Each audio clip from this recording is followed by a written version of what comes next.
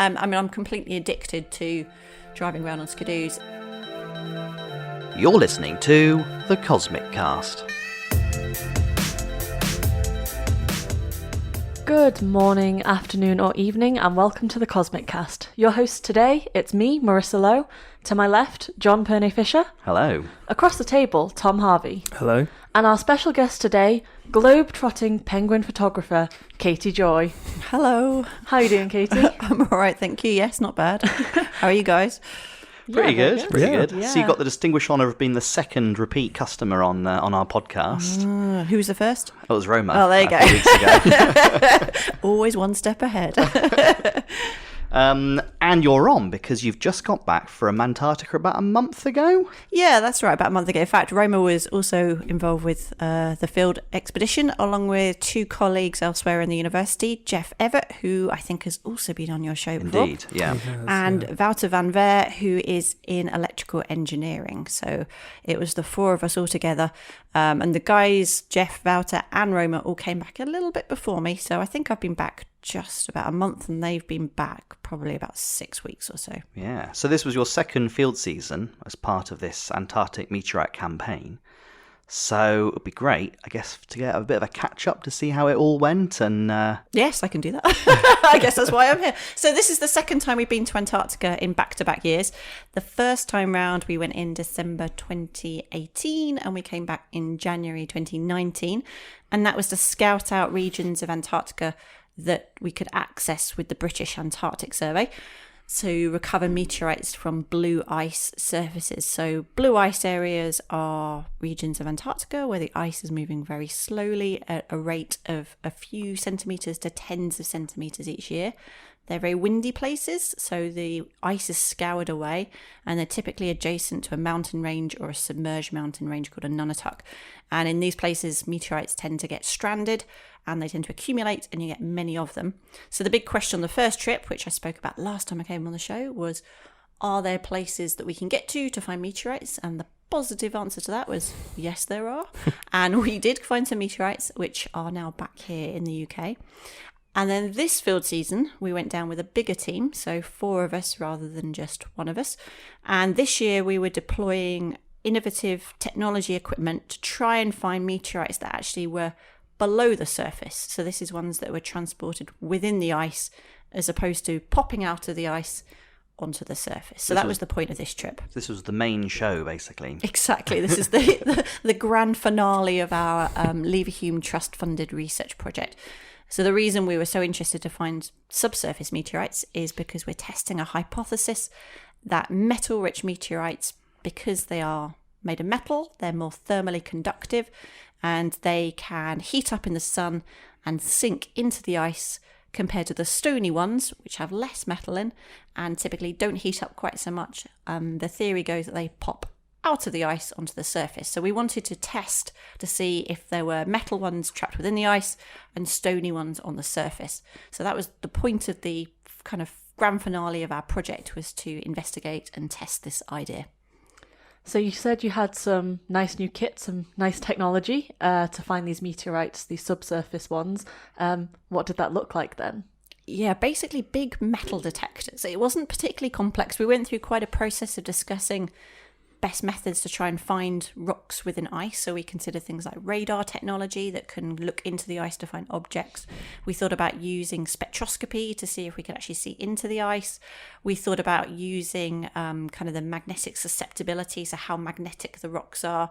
And to be honest, all those are great ideas, but they either require quite a lot of money or quite a lot of extensive deployment technology. So flying an aeroplane or a drone or flying around over the surface. And so we went for the cheap and easy option, which is just dragging a massive metal detector behind us. So we got, it sounds simple, but actually it took about 3 years to get to this point, perfect the technology, develop a design that was robust enough to drive around being dragged behind a skidoo on the ice in Antarctica, and developing really smart software that could send out a metal detector pulse and then detect that pulse within just, under a second, and then use the signal response to say if there was any metal there and how deep that metal was. So it's quite an involved process, which involved 2 testing campaigns to Svalbard, which is up in the Arctic, a testing campaign in the first year in Antarctica, just to test out to see if the idea was actually, good or bad, or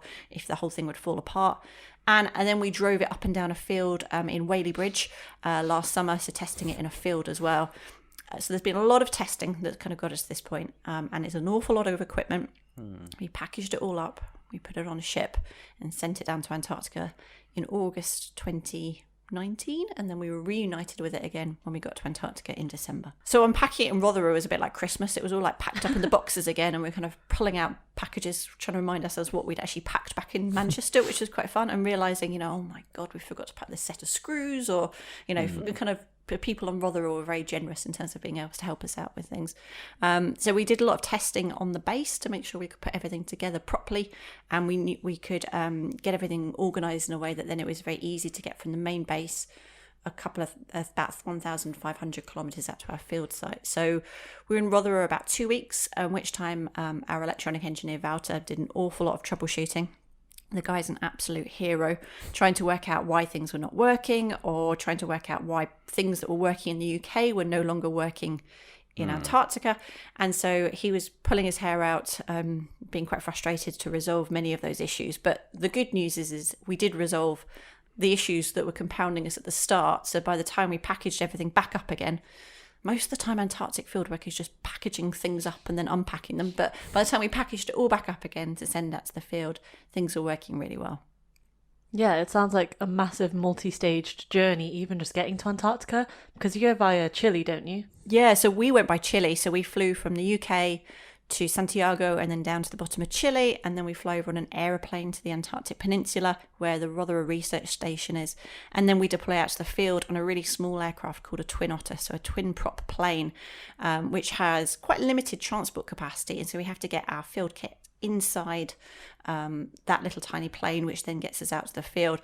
So actually we had so much field kit because we had 12 metal detector panels, we had all of our electronic equipment, we had people, most importantly, to take to the field with us, meteorite collection equipment, ice extraction equipment. We actually required about 3 plane loads to get from the research base out to the field site, and then we needed even more plane loads to get enough petrol to drive the skidoos from Halley Research Base out to the field site. So actually the logistics of getting a team into the field ready to deploy their scientific equipment is just astonishing, and it requires a huge amount of hard work by the field operations management team who are working out where all the aeroplanes are, the weather to be cooperative. It requires knowing where the fuel is for the aircraft so you can know where to get to. It requires having field guides that are really good at spotting crevasses that tell you where you can land the planes. It requires the Met Office who do all the weather forecasting to sort of say, you're in a go, you need to fly now, as opposed to if you don't go now, you're going to be stuck on somewhere for 2 weeks. And so there's all these amazing people who work really hard to get you out to the field. And frankly, I don't know how they do their jobs, because it's like a 3D chess game, moving pieces around, getting everybody in the right place. So the actual effort of going from Rothera out to where we needed to be in the field, all in total with all of our flights, deploying at different times, took about 2.5 weeks. So quite a long period of time, and it involved the guys going out and actually being put in the field for about 10 days before they could do very much, because they didn't have much field equipment. So whilst I was drinking tea and helping out people on base, they were poor guys sitting in a tent drinking more tea, but not being able to do an awful lot, waiting for the final field loads to be reach them in the field. What were the main differences once you'd got your base set up and everybody was there? What were the main differences between last year when you went and it was just you and the field guide, I think, and this year when there were 6 of you? Yeah, at one point there was 6 of us, but the actual main field team, there was 4 of us, and then field guide, a guy called Taff, who works for the British Antarctic Survey. So this year was different just because there was more people, and so it was quite a bit more sociable, I guess. We all came together in the evening, had a either dinner together or sit around chatting about the day. But because of the different type of field campaign, so last year it was purely scouting around in a reconnaissance style on the surface of the ice looking for meteorites, versus this year, which was to drive the panels around in a very methodological way, covering as much surface as possible. The two were quite different in their styles. So it was kind of different working days, a different approach to how we were approaching the field campaign. I wouldn't say one was better than the other, although I do like being a bit freer driving around on a skidoo than having to follow a single track. But that's the way to go. So how did it go then? You've strapped up your skidoo with your metal detectors and off you go. How was it? Yeah, so we kind of set off in high hopes. So we got the Jeff and Wouter and Roma did a really good job when we got to the field of setting things back up again, and Wouter did lots more troubleshooting. And so we set off the first couple of days optimistic, and we did an awful lot of testing. So we found an area on the ice sheet that was quite flat, there wasn't any snow mounds, and we set up a little test runway which kind of looked like a big donut, where Wouter drove around and around and around dragging the panels, and we actually buried metal objects at different depths to understand how the system was responding on blue ice, because we hadn't really done that in completeness before.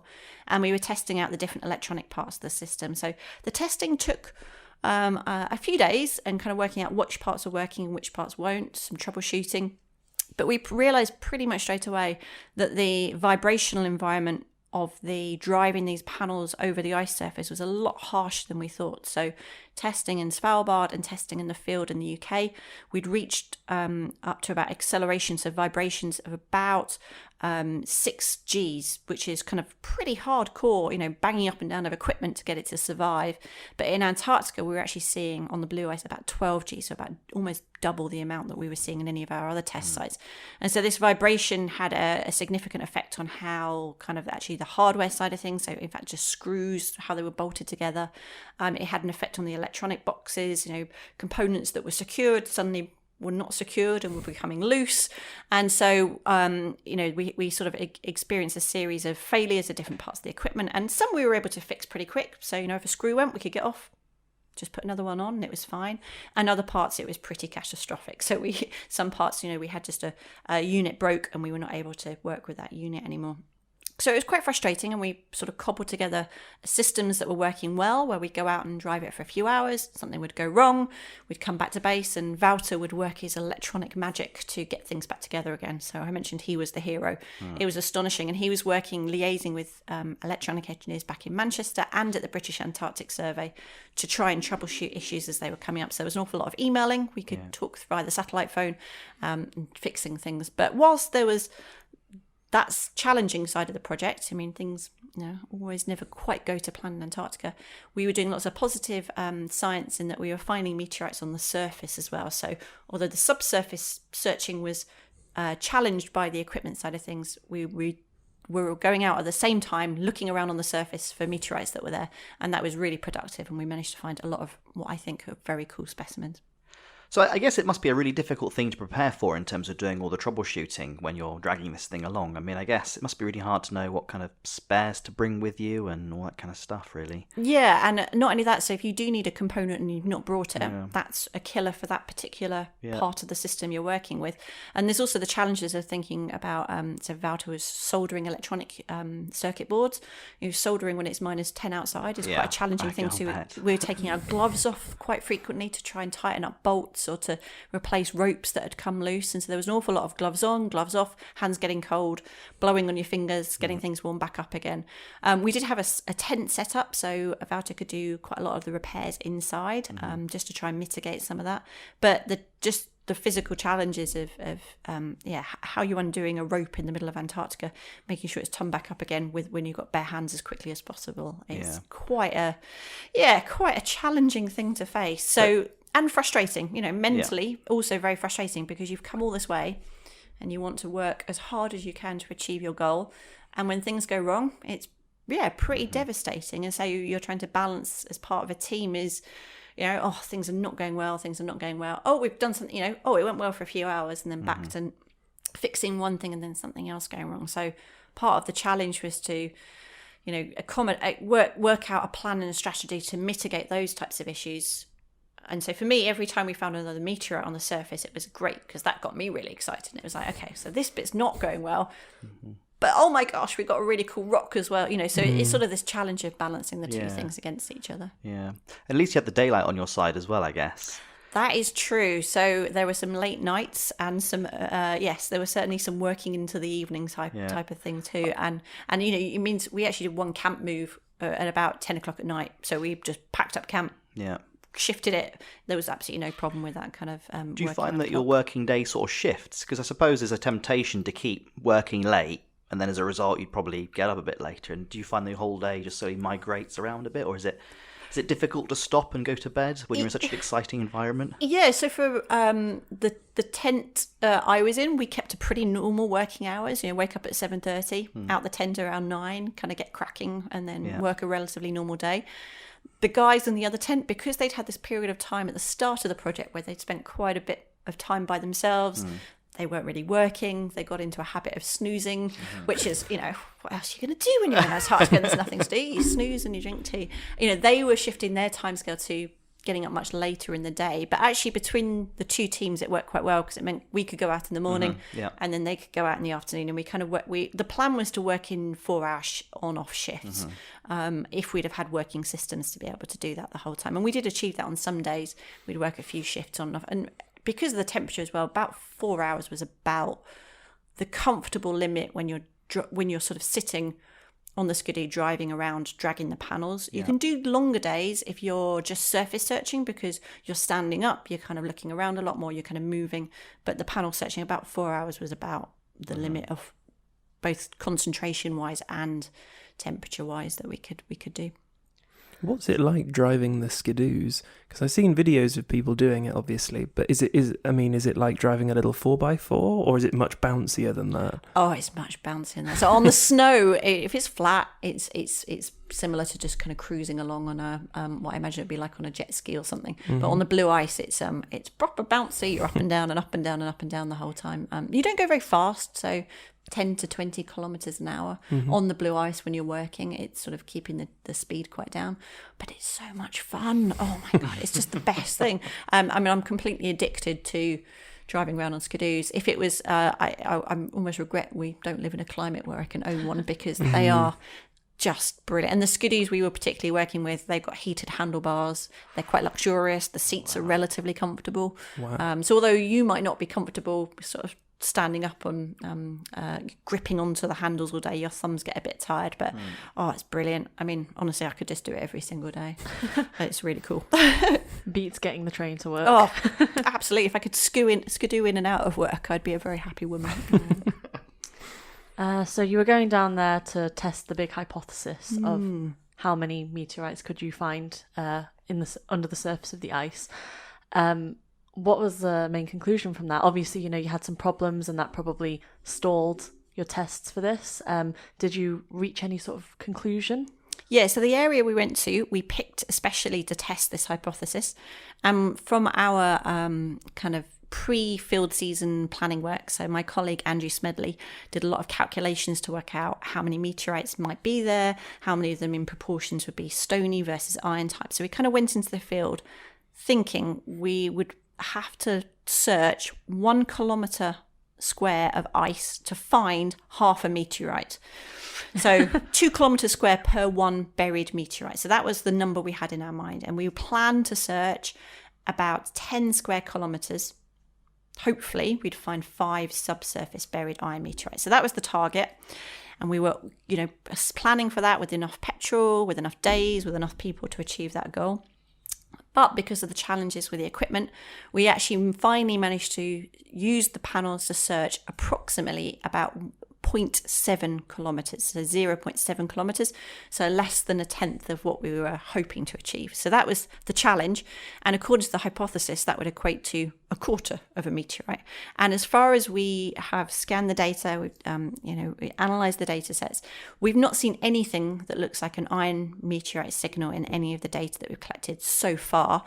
We did find some other iron objects, so we drove over a screw that had come off the system. We found that. We found a spanner that had fallen off one of the skidoos one day. We found that. So if there had been iron objects there, we would have found them with the system we've got, but we just didn't achieve the coverage that we needed to achieve. So 0 subsurface meteorites were located and extracted, but we did find, I think, 93 surface meteorites. So these range in size from about, I think the smallest one is about 3 millimeters in diameter, up to the biggest, which is, I'm looking at my hands now for people at home, I think it's probably about 20 centimeters in length and about 15 centimeters in width. And that was amazing. We spotted that one from about 200 meters away. You could see it on the ice. I was like, wait, like there's a rock. We can, and then everybody clearly just drove really fast towards it rather than doing the nice systematic searching. So in terms of the meteorites recovered from the surface, it's been a really big success. And actually, it's exceeded my expectations. So I probably shouldn't say this. We had a bit of a sweepstake. Tom's smiling because he was part of this. Going into the field campaign, and I have to confess, I thought we did a good job last year and recovered all the meteorites, but actually, turns out not. So we've done a lot, probably almost 3 times better than I thought we would. Yeah. How did you In fact, compare to your number? when the first group of people were extracted from the field, I was bang on, Yeah. and then you went and found a load more. I'm so sorry. So- I'm so sorry. So Taft, the field guide, and I stayed in the field for an extra 10 days. We had extra skidoo fuel to use. The panels, we decided that was it for the project. We weren't going to use the panels. So I actually did my favourite part of the project, which was just to drive around and find more meteorites. But I'm sorry, I didn't keep your bet in mind when I was That's doing all right. That's all right. I'll take the meteorites any day. Okay, So who that's won good. the sweepstake? Oh, that's a contentious question. So actually, it's directly in between 2 people. So what we're going to do is we're going to wait till the meteorites are back here and they've been classified, and then we'll declare a winner at that point in time. So the jury is out for the winner at the moment, and I'm not going to announce them on air. They'll have to wait and see. So yeah, it will be a fun thing for us to do sometime towards the end of next year, and then I have to decide the prize. I don't know, maybe a cuddly meteorite. Do they sell those? No, but we could start making them. We could investigate that. Yeah. So from the range, obviously they've not been classified yet, but do you think there might be kind of an exciting range of samples that you've collected? Yeah, so it's quite difficult to tell in the field. I mean, you have a little bit of an idea from the colour of the meteorite and from the weight of the meteorite when you use the collection tongs. So we don't touch the meteorites. We kind of use I don't know, almost like you'd having a barbecue and you're flicking over a burger, the kind of tongs that you'd use for that. We pick them up with tongs, and you can kind of tell if it's heavy, so it might be iron, or if it's not heavy, it might be stony. But exactly how it fits into the classification group of meteorites, so if it is a certain type of an asteroid or meteorite and what type, if it could be a lunar or a Martian or one from a big asteroid like Vesta, as opposed to a stony one from the interior of an asteroid, it's pretty difficult to tell. The first field season, we had some indication because, in fact, Tom's worked on this quite a bit. We had a device that we can use for some in-field testing, which helps. This year, we didn't take that with us. So we kind of wrote our field guidance notes based on visual description. So what I can say is I think we've got quite a good mix of samples. I think we will not announce exactly what type until we've gone through the formal classification process, which I'm hoping we'll start to do that sometime around this summer from the samples from last year. So Jane MacArthur, who's working on this, is in hard at work along with Tom, and they've been going through some of the samples we've got from last time. And so we'll submit those results. We'll try and get names and numbers for all the meteorites. We'll go through the Meteoritical Society, and then we'll do the same for the batch we collected this year. So hopefully by the time we get to summer next year, towards the end of the summer next year, we'll know exactly what we've got, and then we can readdress this question about statistics and surface populations again. So I can't wait to do that, but it takes a bit of hard work to get us to that point, as Jane and you and well know. So what happens next with this project? That's the $1 million question. So I would hope, well, we still have all the meteorites fun ahead of us, and for me Antarctica is awesome, but the really scientifically exciting part of this project from a cosmochemistry point of view is ahead of us, in that we now have all these samples to classify, which is really cool, really exciting. And then once classified, they'll be available to do research on. So I'm really hopeful that we have some samples that will be relevant for my research and Tom's research and Jane's research, but also the research interests of other people across the UK. So that's sort of the research side of things. As far as Antarctic meteorite recovery goes, I would absolutely love to have this into a longer term program. The money for this particular project has come to an end. So our challenge now is to convince our funding agencies, isn't this an amazing idea? And I think it is, because Antarctic meteorites are a finite resource. There's lots of other people that go to Antarctica to recover them for national programs. The UK's only just started down this route, and now we've discovered these places where there are really good meteorite stranding zones to be able to go and collect. We can be bringing them back to the UK to facilitate and enable the UK community to do further planetary science and cosmic chemistry research. So wouldn't it be awesome, funders out there listening, all of you, to do this in the longer term? So the next challenge is the dreaded grant proposal phase, which is what I'm facing at the moment, and then trying to build a collaborative network of people to put together to enable this. So nothing's firm. Watch this space, but I'm hopeful, and I would be utterly excited by the idea that we could do this over a longer scale program, because we just sort of opened the door, and if we shut that door now, I'm really worried that the opportunity will be lost. What kind of funding can you apply for that kind of thing? I guess it doesn't really fit into any traditional, already established streams out there. Yeah, this is the massive challenge we have. So because it's Antarctic research that falls within one part of the UK research area, which the British Antarctic Survey gets its money from, but because the science would be essentially mostly planetary science, although there is some terrestrial science we can do looking at glaciology, most of the science is planetary science, which is a different part of the UK funding arena. So there is this real challenge in division of where funding lies in the UK and where you go to try and fund interdisciplinary projects. And that's why the project that's now wrapping up was great, because the Leverhulme Trust, who's a charity, recognised this interdisciplinary nature between mathematics, engineering and planetary science. So we need to move forward for the next phase and try and find this kind of joint up thinking of how you can do field campaigns, but with and enabling science for different communities to be able to use these samples to go on and work with. So just going back then to some of the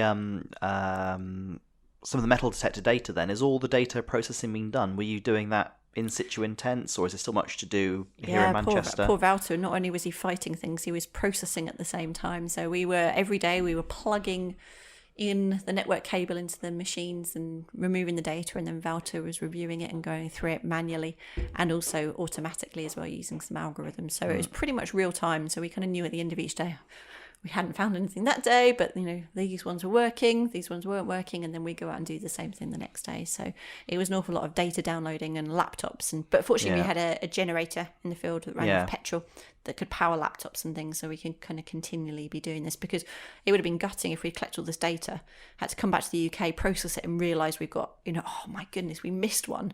So we designed it in such a way that you could kind of do this real time and look at the data in the evenings. Yeah, I guess it's just quite an odd thought, isn't it? Having sort of laptops and like modern conveniences like that in the field like that. You don't really. Yeah, it's positively luxurious compared to most Antarctic field work. No Wi-Fi, I guess, though. Internet connection though through the satellite phone. So right. No Wi-Fi, no Facebook checking or Twitter feeds. We had Andy doing that for us. Yeah. So we'd message him what we were getting up to, and then he put it on our blog or Twitter feed. But no, you get pretty good home comforts living in a field camp. Limited food options, I guess. Mostly rehydrated food, but actually you can be quite imaginative and cook pasta and things as well. Pretty primitive living conditions, but on the whole, incredibly comfortable. So your tent becomes your home, and generally it was a great place to be. Because I guess this is now is it your third or fourth? This is the fourth time I've been. To Antarctica. Yeah, so what is it about Antarctica that you love and that keeps drawing you back there? No emails? No. Yeah, good question. It's just so damn beautiful. Like, it is so beautiful and stark. Even when you're surrounded by flat white, it's just incredible. Mm-hmm. And a real mix between being completely peaceful, so when there's no wind, when you turn your back to the tents and you stare out into this expanse, it's so quiet and still, to the noisiest, most violent place you can ever possibly imagine when the wind is blowing. And it's just that extremities of beauty to harshness within a few days or even a few hours or a few minutes that I love, and the remoteness of being with a group of people that you bond with really well. I mean, actually, all the times I've been, it's been fun, and you get to know people that you're with. So hanging out with Julie last year and Taff and the guys this year, it was a lot of fun. Is it quite strange then coming back to the UK, back to Manchester? Yeah, it's horrible. No. I mean, it's lovely seeing you all, but it is. Yeah, it's just it's awful. I mean, it must be strange going from the peace and the quiet without constantly checking the internet and things like that, it's coming back and being Back to bombarded reality. with that kind of stuff again. Yeah, I think some people just don't get on with Antarctic fieldwork at all and probably cannot wait to get back. But for me, it's sort of the opposite. In reality, it's it's an escape from reality, and it's a completely different worldly experience. And you have to accept that will come to an end, and everything will resume as it ever has been, and you just have to move on and get back on the train in the mornings to commute in and all the normal stuff, and life goes on. But it does seem a bit of a dream when you're sitting here thinking about being out there. I was going to say on clear nights we must get good skies, but obviously there's no... You do see the moon though. You do see the moon, Yeah, you can see the moon in the day, which is weird because you sort of look up and you're like, what are you doing out? Like, go back to bed type of thing. But no, I think it must be amazing for the guys and the girls that spend Antarctic winters because they must see incredible skies and space weather, aurora, and all these phenomenal things that just must be absolutely wonderful. So I'm not sure. Well, I don't think at this point in my life I'd want to overwinter, but I think that must be a pretty unique experience. Yeah.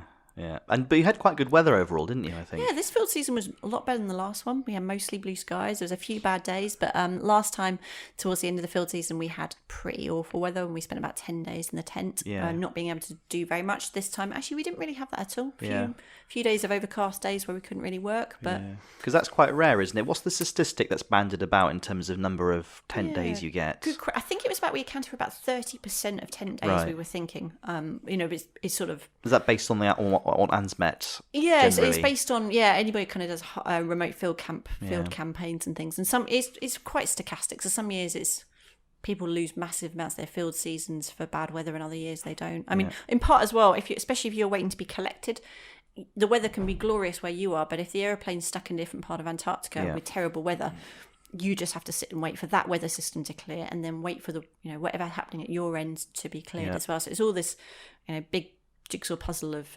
weather systems and right airflow and right conditions wherever you are.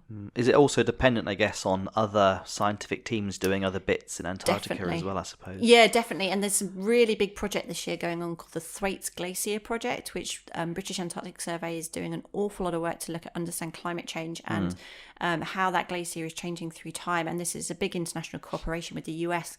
And so there's a lot of deployment of scientists out to it. I mean, Thwaites is very remote compared to Bass and compared with South Pole and McMurdo.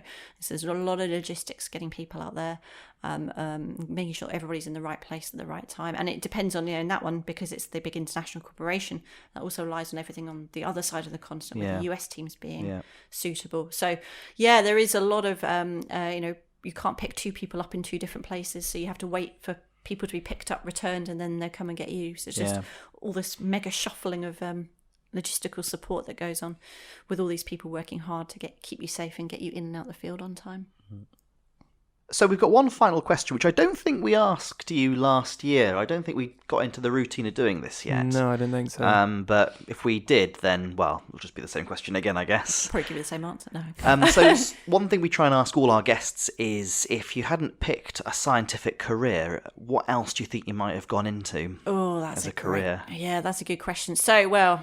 like you, John, I started off thinking maybe I'd be a science journalist before I got distracted by the awesomeness of geology as a degree. Exactly. So I probably would have, if I'd have continued down that path, gone on to be a science journalist. But now I would say I'd probably be a gardener because I am obsessed with plants. I'm not very successful with them, but I don't know. All the greenery in this office, I think, says otherwise.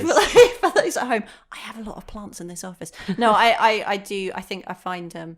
I think that's what I'd like to do, to be honest, is working with plants and with the land, which is funny because my mother's a botanist, so I guess in that case maybe it's her inspiration that's made me enjoy it so much. But so either science journalist or botanist, plant gardener, that kind of thing. I'd be quite happy. Just drink tea, planting roses all day. It might not be too bad. Although I'm sure if you did a career like that, you'd probably want to do a different career. I think that's part of the issue we all have. We do this awesome thing. We're planetary scientists. We enjoy our jobs, and yet some days you think, I'd really want to do something else, and then you need to step back and you think, actually, this is cool. Like, this is a really good career, and ultimately we study space rocks. That's an awesome thing. And I'm sure if I was in gardening, I'd probably end up having bad days as well, thinking, I wish I was a planetary scientist. It's always, the grass is always greener. But it's pretty good to be a planetary scientist. I'm good with that for a while. Yeah, that's true. Well, Katie, thank you very much. Thanks for giving us an update. No problem. So maybe once the meteorites are starting to be classified, you come back on again and start to talk about some of the first results. Definitely, and we can ask Tom and Jane lots of difficult questions Yes, at that indeed. point. So I'll turn this microphone round and go the other way, and then you guys can do the talking. But no, I just like to wrap up by saying thank you so much to everybody at BAS. I mean, without the British Antarctic Survey and the amazing people, so Julie, our field guide on the first field season, Taff, the field guide this field season, and Rob, who helped us out with all the training in Rotherham and worked with Jeff and Wouter in the field, and all the pilots. I'm trying to remember everybody's names now under pressure. So they just were amazing. So Vicky and Dutch and Dave and Mark and Ian, all the guys that came out to get us from the field, and our field ops managers. So you guys are stars, and yeah, you've got the best jobs in the world, really. Cool. Katie, thank you very much, and we'll see you all next week.